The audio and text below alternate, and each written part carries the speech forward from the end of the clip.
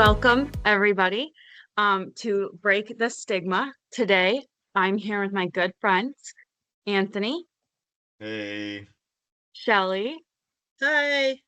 and Emily. Hey guys. And today, we are going to be talking about stigma with substance use disorder. So, we have a final project of our social service technician program, where we've decided to research as much as we could on the stigma of substance use disorder, and we want to change the stigma of substance use disorder. And this is our first step in doing so. So today we are going to talk all things stigma, and we're going to talk all about um, what it is and what we can do to change it. And the number one thing that we know that changes stigma is awareness and education. So that's why we're here today. We're going to talk about it. If you don't know anything about it, if you know enough about it, but you want to learn more, it's a great time Stay to with just us. Stay stay with with us. us and we'll go from there. Um, so to start, we want to say what is stigma. So we're specifically talking about the stigma of substance use disorder. And substance use disorder is complex and it can be hard to understand. Shelley is going to provide us with a little bit of an understanding of what substance use disorder is. So, substance use disorder is a chronic condition characterized by the compulsive use of substances despite the harmful consequences. So stigma, and this is as defined as the government of Canada, is negative attitudes, beliefs, or behaviors about or towards a group of people because of their situation in life. It can include discrimination, prejudice, and judgment. So that is what stigma is, and it's very common. We see it every day with many different things, but we're going to focus in today on stigma of substance use disorder. So we know what stigma is, but a lot of the times when we see stigma, we don't actually know that's what we're seeing is stigma. So we want to talk a little bit about what stigma can look like. So there's a couple different kinds of stigma. They're usually defined by public or social stigma, self-stigma, and systemic stigma. So to start with social stigma, or as some people like to call it, public stigma, that refers to the public's discrimination of something. So negative attitudes towards individuals as well as their family. And this can be on a public level, like multiple people. It can be in an individual, like one person stigmatizes substance use disorder. It can also affect the families of individuals with substance use disorder. And it can look a lot like blame being placed when we talk about how families experience stigma. A lot of the times you'll hear people talk about how, as a parent, why does your kid have substance use disorder? What did you do as a parent that made them do this? A lot of parents feel like other people are judging them or for not doing something to prevent substance use disorder within their child. With Emily, Shelley, and Anthony, like what kind of things, how are we seeing stigma socially? Well, when you were sharing that, I'll just, sorry, jump in. My mind went to uptown in our city, and people often think that it's just there when it could be next door, right? We're stigmatizing that it's this area where it's surrounded.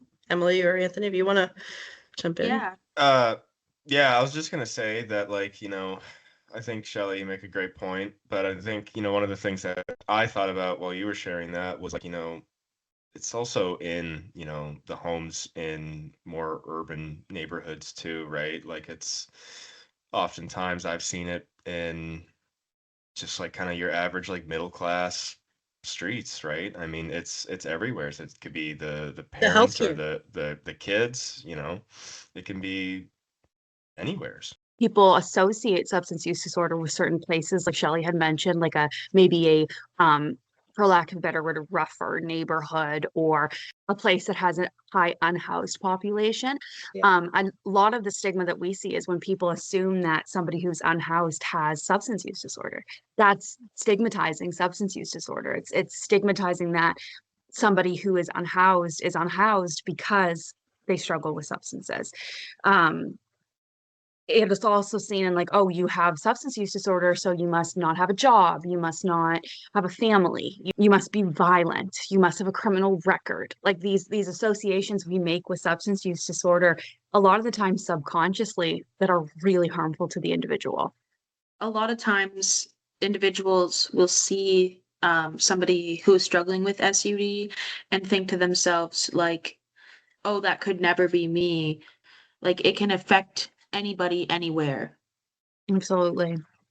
Yeah. Yeah. And a lot of individuals with substance use disorder report that healthcare is not a safe place and is not a place that they don't experience stigma. A lot of people report it as where they experience stigma the most.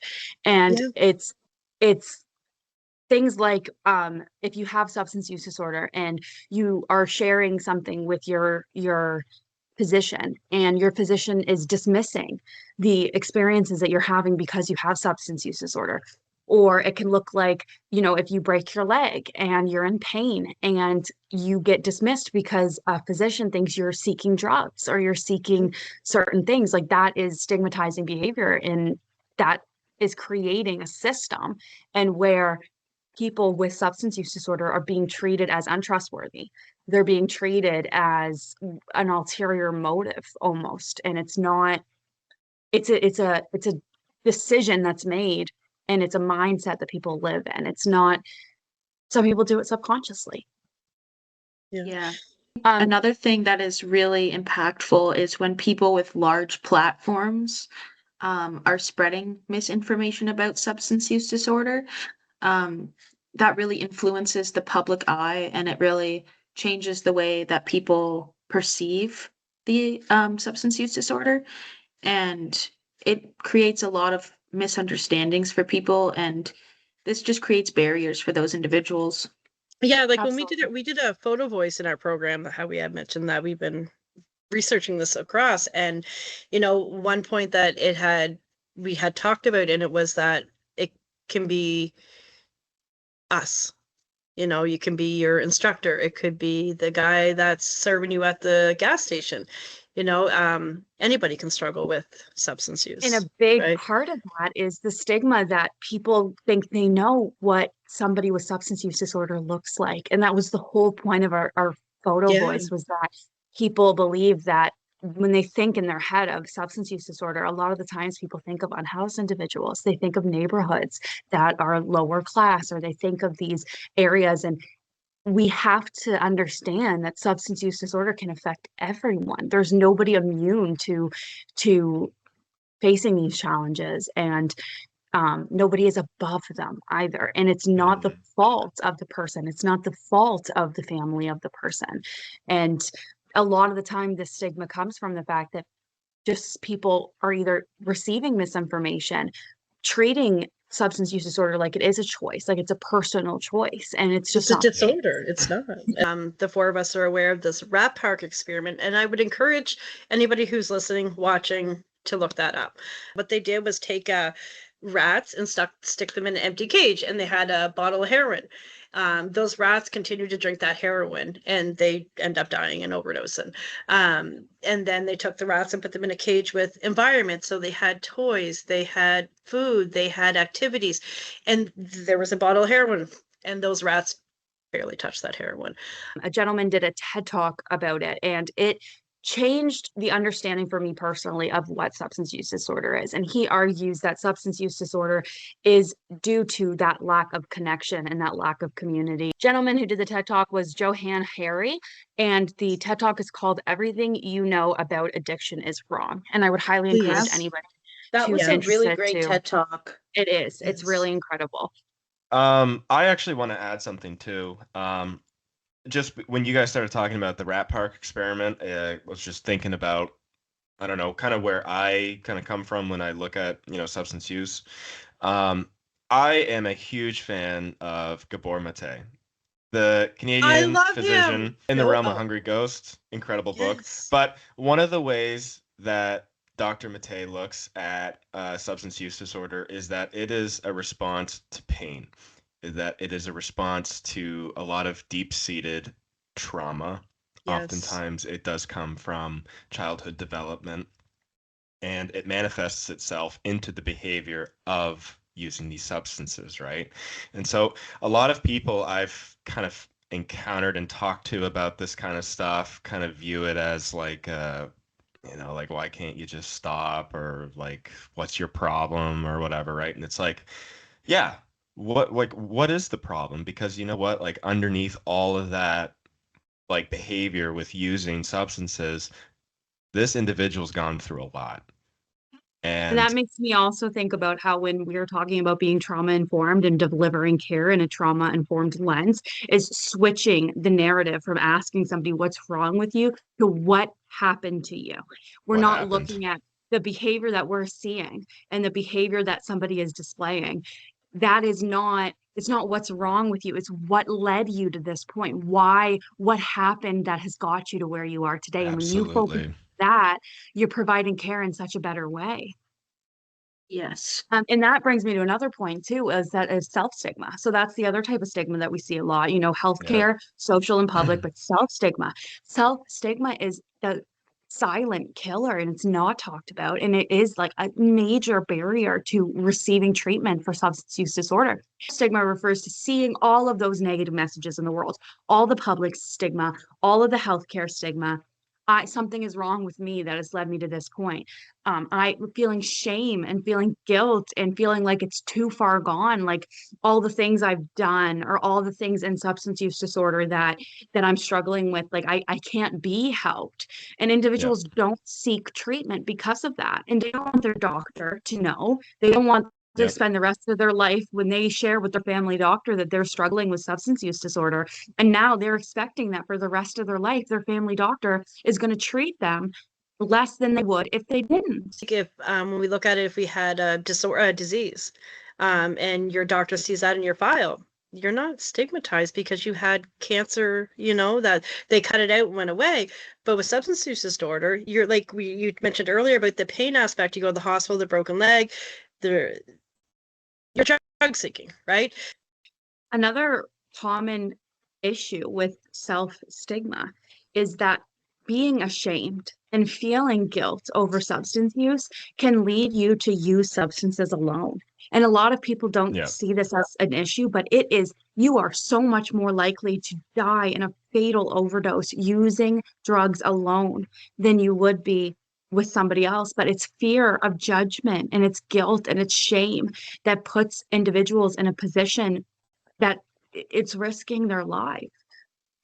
Yeah, what I was just gonna say, like regarding like with self-stigmatized, is that like a lot of folks, will have kind of like this idea to themselves, like Emma had said, that like, like I can't be helped, like it's pointless, like I'm too far gone or something.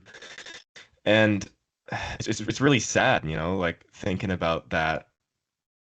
People become so locked into where they're at that they can't see the end. They can't see getting better. They can't see receiving help or looking out to try and get help, because at the end of the day, I think Shame and a stigma. lot of people get really scared of, how their girlfriend or their mom is going to view them, or their brother, or even their friends, right? Because it's like, I feel like a lot of people kind of look down in a sense and almost belittle them, because I think one of the things that we might have touched earlier was that, or at least I know we did it in our survey, like with some of our findings, was that there were still a percentage of folks that thought that substance use disorder was a moral failure, right? Okay, so to recap and also discuss a little bit about what stigma actually does, we know that stigma can cause an individual not to seek help. And we know also, and this is interesting as well, that stigma can cause individuals to hide and conceal their substance use disorder because they're scared of punishment from their employer. They fear the Repercussions. legal, they fear the Super legal true. system, and they feel fear judgment. So it's all of that, right? Because like the fear of punishment, judgment, repercussions, it's huge, and it's a very, very, very heavy weight to carry. It's a Um, huge barrier. It is a huge Absolutely. barrier. We know that stigma causes individuals with substance use disorder to use drugs alone or hide their drug use. And stigma can affect somebody's ability to get housing, and it can affect somebody's ability to get employment. And this is really tough because this, in my opinion, is a catch-22 because you can't when you're looked at as untrustworthy, when you're looked at it as unreliable, and the idea is, oh, this person could relapse at any time, or this person could, this person's not reliable. You're not able to get housing, you're not able to get employment. And if you don't have those things, then you don't have your basic needs met. And that perpetuates substance use disorder. It's a no-win situation, right? Like, and without those basic needs being met, how does somebody function? How does somebody have a fulfilled life? And we know that substance use disorder is a result of trying to manage pain and trying to overcome pain. And you can't win. Right. Social stigma is the public's discrimination, judgment for the family. We see this constantly. Self-stigma happens eternally. It's when the individual takes everything they hear and it's internalized, and those negative messages cause immense feelings of shame and low self-esteem. Structural stigma, and this is the most fascinating one to me, because structural stigma refers to how stigma can impact systems. And it's embedded within the policies, the structures, the laws that we make. It's shown when you see somebody not providing services until drug use has stopped, or dismissing health concerns, or having a core belief that patients who use drugs are fabricating these health concerns as a way to get drugs. And when we have that core belief, every decision that a physician makes, every decision a service provider makes is Based on influenced by that. And an example of this would be like a workplace policy that unintentionally encourages an individual to conceal their drug use. Like, if you have to take a drug test to operate machinery, this person that is struggling with substance use disorder, they don't feel comfortable to go to their employer for help. They don't feel comfortable to share that they're struggling because their job's on the line. So these are policies that are subconsciously and unintentionally creating an environment where people are encouraged to conceal their substance use in their substance use disorder, and not seek help. And we hear so many testimonies of doctors or nurses who are within a system where they want to treat patients fairly. They want to be unbiased, but their rules, their regulations, their policies are structured in stigma, and they can't change it. Their single actions can't change it. If they're fighting against these policies, and they can't just treat people fairly because their regulations don't let them. It's fascinating, but it's so disheartening. And it's something that these structures, these policymakers, people who create laws, they need to be thinking of this. They need to be educated on substance use disorder before these laws are made. Right. And remember when we did leading up to this, and when we had asked our interviewees, there was not a lot on policy that they could stand behind. No, because it's embedded in stigma. Every policy, it's made from stigma. Yeah, Absolutely. We really could benefit from more policies that the protect are working against stigma surrounding Yeah. substance use disorder, because Absolutely. it's just like you said about people having to take drug tests. Like, that is just a way that people will find another way to go about this. Oh yeah. I like the amount of times that I've heard like guys at like my old job be like, well, gonna get one of those whiz kits because I got a drug test coming up. And it's like, And a whiz kit is basically like a thing you can buy that helps you fabricate a drug test, and it's like a fake urine urine. yeah. you use when you do your drug and test, and, so that and, it doesn't come and up as you positive. say that, what brings me is they're putting everybody else at risk by hiding it. Like if it was the stigma was less, the people would reach out to get help, right? Like they would reach out Because to get a if the treatment. stigma wasn't there and an individual who, let's say, drives a forklift and has to Yeah. provide has to provide a You're negative drug test, urine test, they would have to, and they were struggling with substance use disorder, the rule is in place so that somebody's not intoxicated while operating heavy machinery, which is very important. But this is creating a atmosphere where you're encouraged to fabricate a drug test. You're encouraged to hide and conceal it, because if you don't, there goes your job. I think like we understand stigma, but do we really understand why stigma is so harmful? And I think Anthony had some good points regarding that as well. Absolutely, I do. Um, but before we start, I guess, really kind of delving deep into that,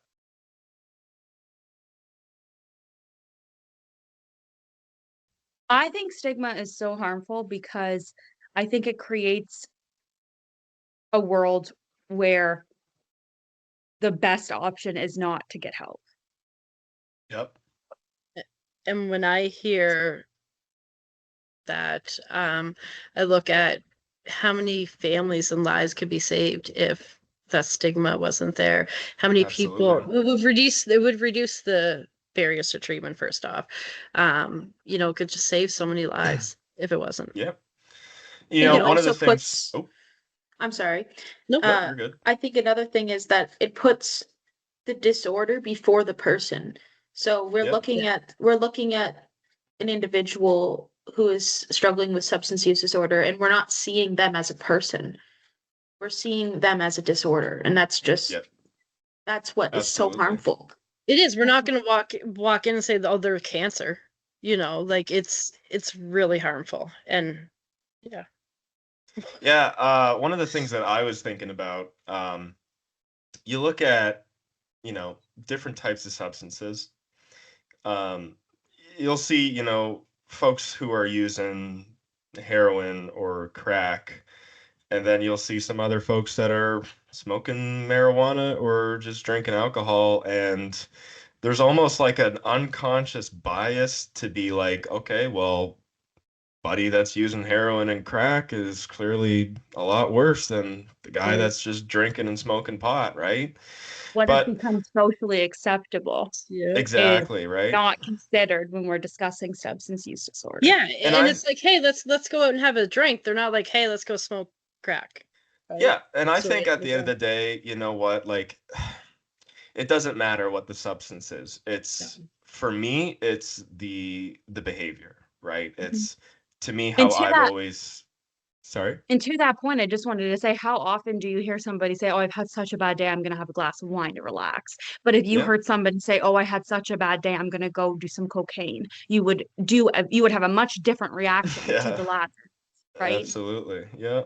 But like one of the ways that I've always seen it is that it is the behavior itself, right? And Exactly. regardless of what substance it is, the thing that connects it all together is the idea of kind of escaping, right?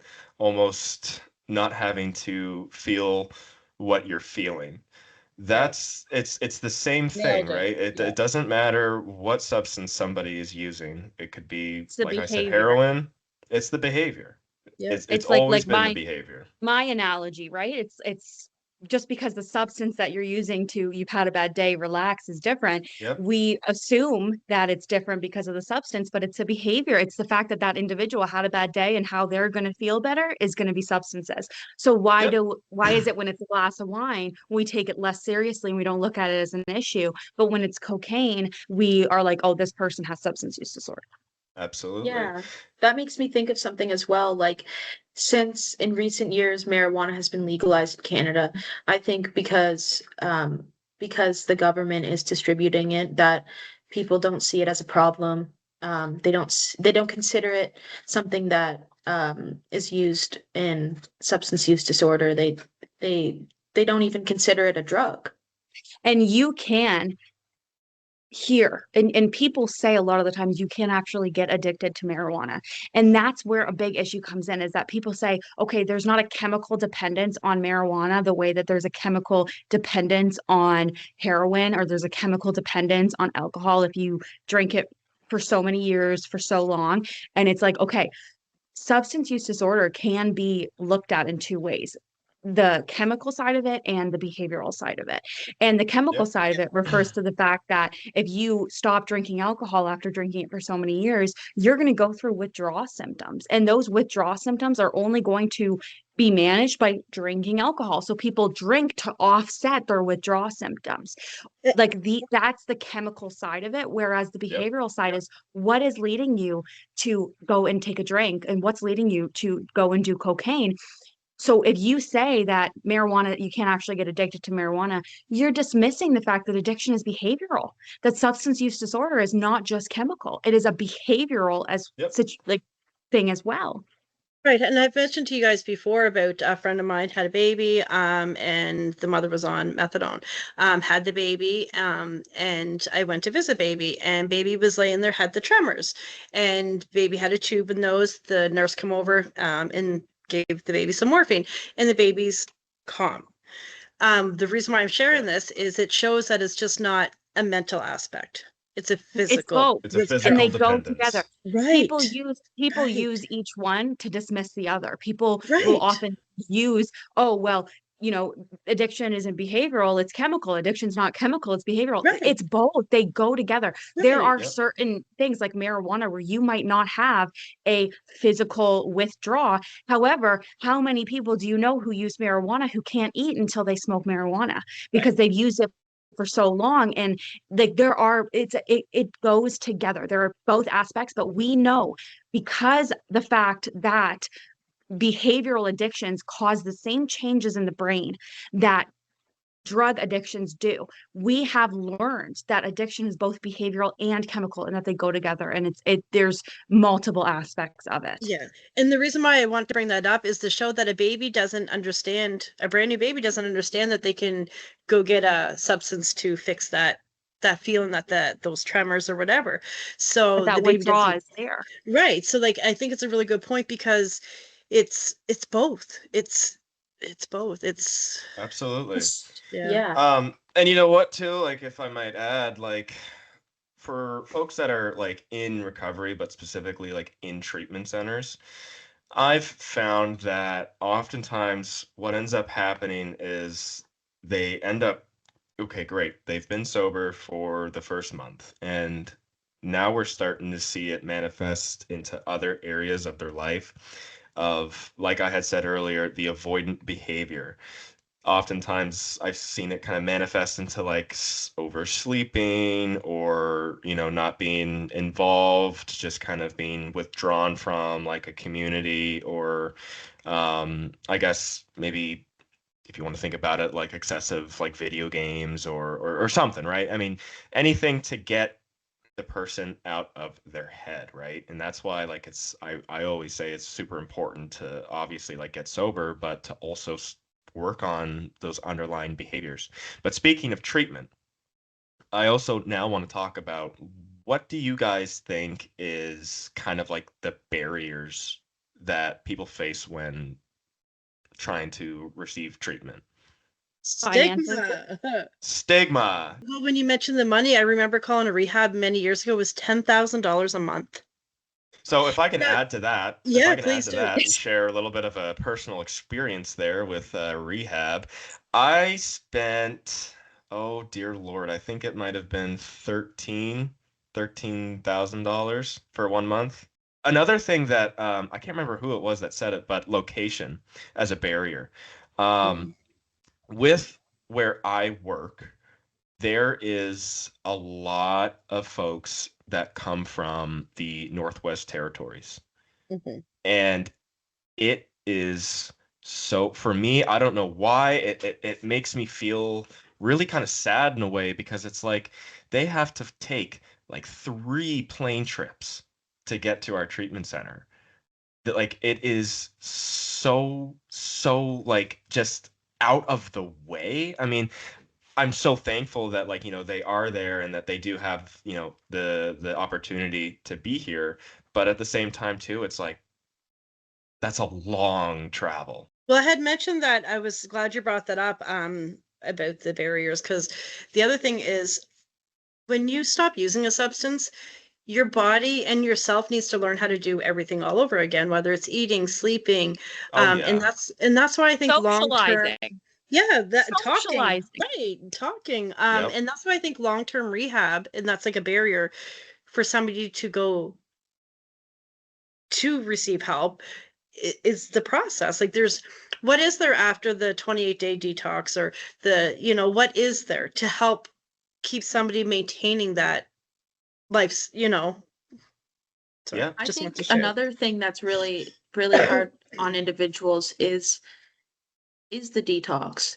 Like having to commit to the detox and just knowing that it's going to be such a difficult journey and having to commit to that and knowing that when you're going through those withdrawal symptoms that you can, if you were to take the substance again, that would decrease these feelings. And I think that Mhm. that's another barrier, is that it's difficult to make it Yeah. through that Or how stage. about the fact that you Absolutely. have a ton of rehabilitation centers that, you might be able to get into, which is rare, but they need you to go through detox before you can go to the facility because they're not regulated for detox. And then the Yep. one center that we have in our city has a waiting list for detox of 6 months plus. And you Well, know and what, we're too? It really does come back to what we were talking about earlier with Emma's point about like self-stigma.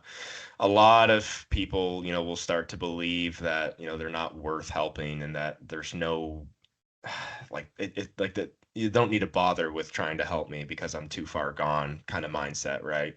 And from what I found, like this is actually called something, the why try effect.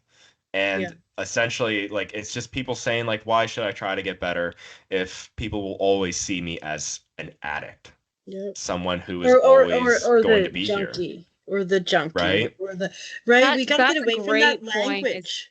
it's language, guys. Language is, Like, if there's one thing that I hope that every listener can take away from this video, is is that if you can change one thing about the way that you're Yep, subconsciously perpetuating stigma, let it be language.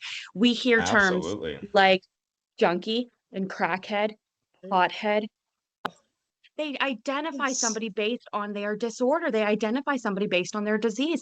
If you Yep. need to refer to somebody, refer to them as a person with substance use disorder. Refer to yes. Yeah. some these languages, they create so much stigma because they're for years they have been used to put down and to belittle and to dehumanize Like individuals it with substance use marginalizes disorders. individuals, like because everybody's experience is so unique, and it is so harmful to categorize people based on one thing that they have in common. Yeah. Well, it makes And me we think use about substance abuse Goffman. often, right? And instead of using substance abuse, substance use. To Shelley's point, sometimes what the words you say, you don't think that it's not as shock factor as if you hear somebody call another person a junkie. But it's not about what the words say, it's what they don't say. When you say abuse, there is it hidden in there, it's saying that this is the fault of the person.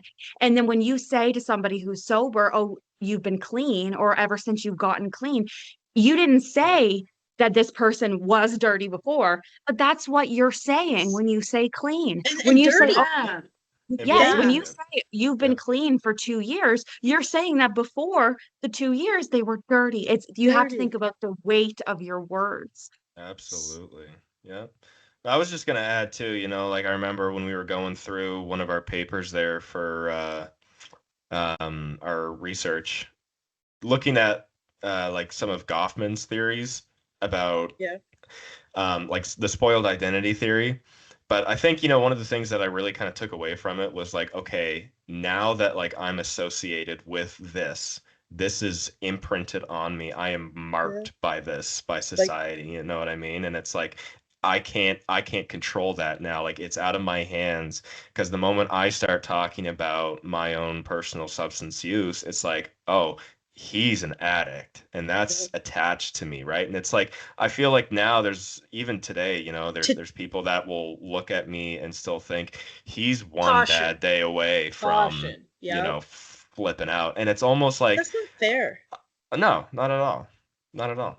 And I feel like no matter Yeah. how many years of sobriety you have under your belt, people will still think that. They'll still just think about, oh, like I don't want to push too hard. Like I don't want Right, like to. they're walking on eggshells, right? Yeah, Yeah. Around you. Yeah, absolutely.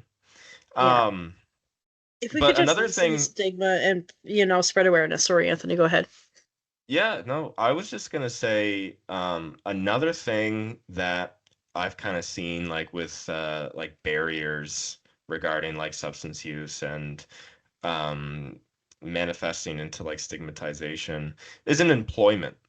And we did talk a lot about that earlier, but I just want to jump back to it really quickly because a lot of employers, like, I'll just share for myself. Like when I came back from treatment, I was so proud about having my little certificate for completing the program, right?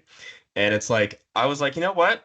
That was an achievement. I'm gonna throw that on my resume because Good for why not, you. right? Like I'm like I own that, and it's like it's part of who I am. I'm super proud of it.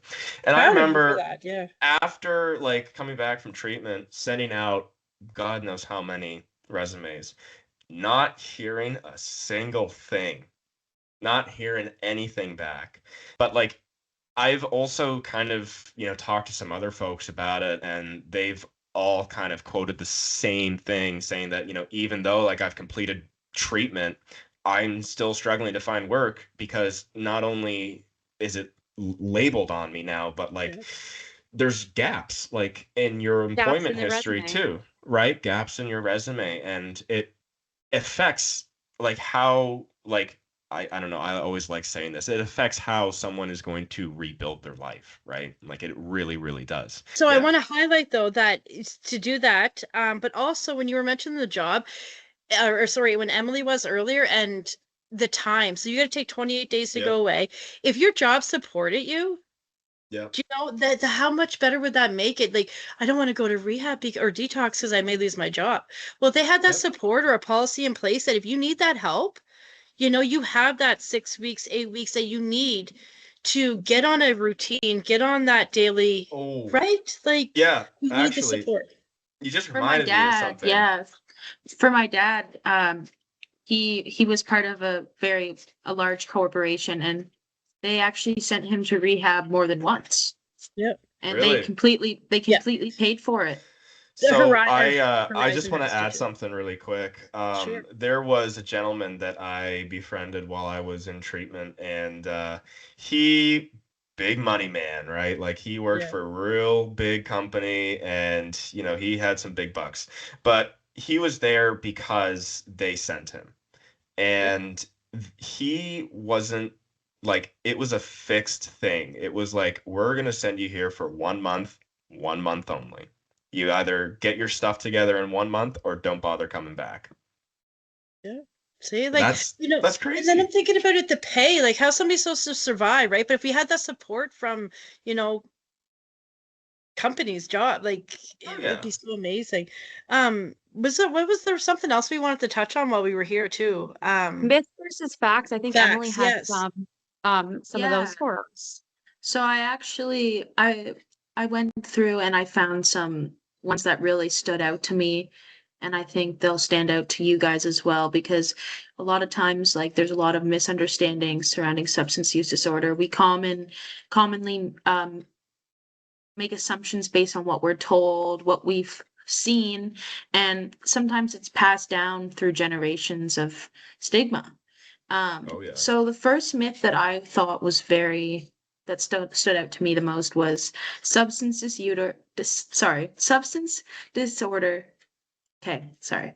The first myth It's that okay. stood out to me was that substance use disorder is a choice. And what I gathered from this was that in the beginning, there's an initial decision to partake in using substances, but it is when you struggle with substance use disorder that it becomes a physical or psychological dependency. And it's no longer a choice. It is something that you need to function.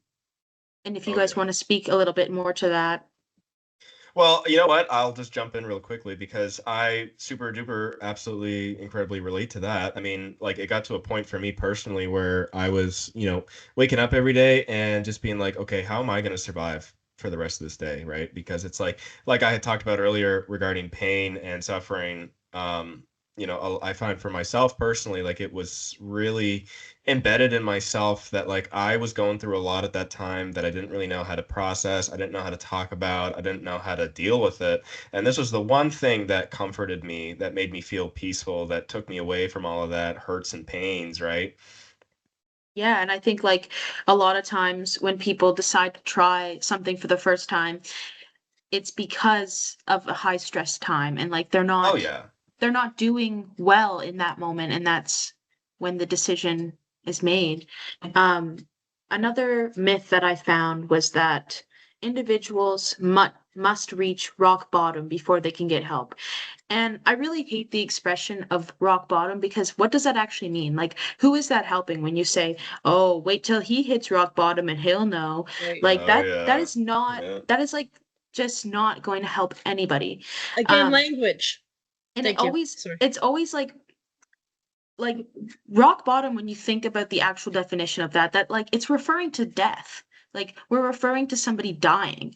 Like, and when there's living evidence that people can get help and that recovery is possible, why would we say this to someone? Like, At why would any we say time in their this? journey, exactly. They can go today Yes. if they start using today or next week or the next month. And I'm glad that you brought the rock bottom up, because obviously we think of it as the beneath the ground, the under. And again, that's pushing somebody down that uses substance Yeah. once Yep. again. And we got to change this, guys. Like, Yeah. And another thing that is like it recovery is possible, and it's like receiving treatment at any stage of addiction is better than not receiving any treatment at all. Like, absolutely. there's so much benefit to receiving help than to not receiving any at all. Yep. And so that's why when I think of the term rock bottom, it really makes me like concerned because no matter what stage you're at, like you're still able to improve your quality of life. Yeah. The way I see it is not like, oh, somebody needs to be at rock bottom. They need to lose all their friends. They need to lose all their weight. They need to be, at like whatever it is, right? I don't see it like that. I think, ultimately at the end of the day, are you ready or not? Yeah. And I It's as think the most simple as harmful that. thing about the concept of rock bottom is that when we tell people, oh, you got to hit rock bottom before you can get help, we're telling people to nearly kill themselves before they get help. That's Oh what we're yeah. perpetuating. That's what we're telling people to do. Keep going, keep doing these things, even though you might feel ready for help. Keep going. And then when you're next to nothing, almost dying, that's when you'll get better. Like, why would we want and encourage somebody to keep going in something that can kill them, something that's going to Yeah. Yep, exactly, Emma. detrimentally affect their And life? and I'll admit, No. I've even said that, somebody close to my family, I'm like, they have to hit rock bottom before I've used that. I've obviously learned to change my language and how, but we It's can common to say change. things like that. Like Right, that but Something is we that a can I common change. expression. We can make a something that I difference. find myself using a lot whenever I hear somebody talking about rock bottom is but I always say that, and I won't anymore now that I've Right. learned the harmfulness of it, but I've always thought, the best part about hitting rock bottom is that the only way you can It go is is up. goes up.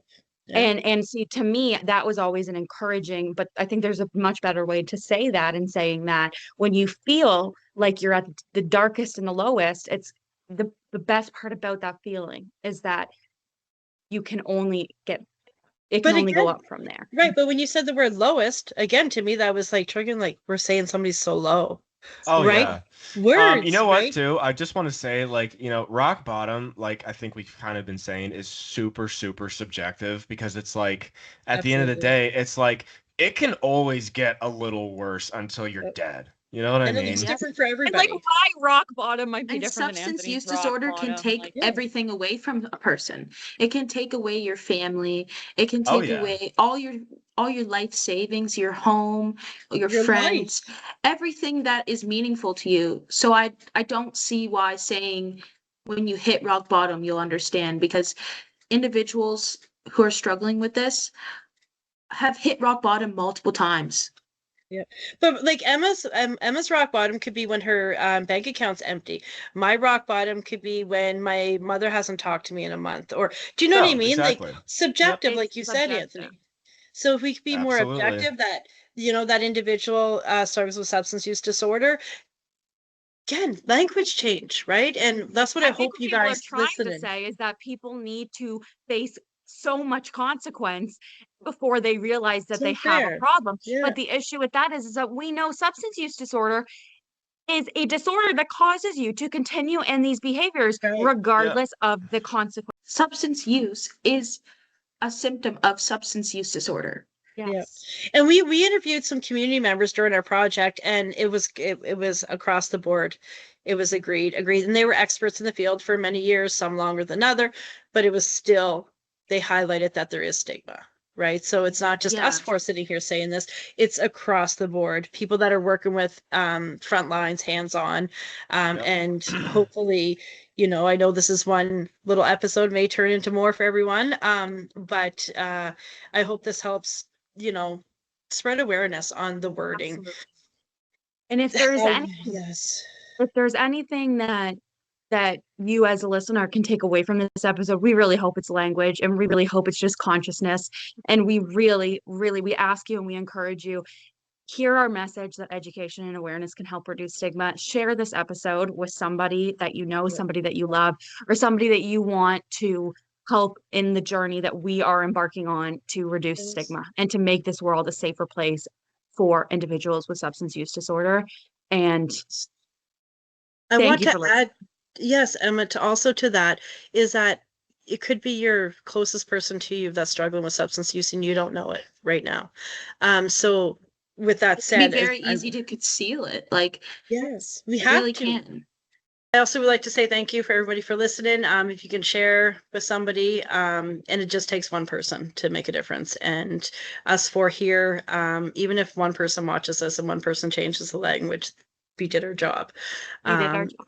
yeah, and I want to say it's been great working with you guys over this last 2 years. I mean, it's been off and on, but it has all come to this, and I really want to say thank you.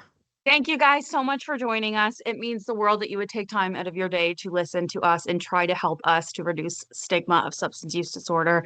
We are so passionate about this. It means so much to us, and we're so grateful that we've had the opportunity to learn and to research and to be in our group together and to talk about the ways in which that we can make change. And the thing to understand about change is a lot of the times it feels like, what can we as one person do to really make a difference? This is what we as one people and Yeah. one group and one person can do to make a difference. So please join us in making a difference. Please share, please help us promote this and help us to break the stigma.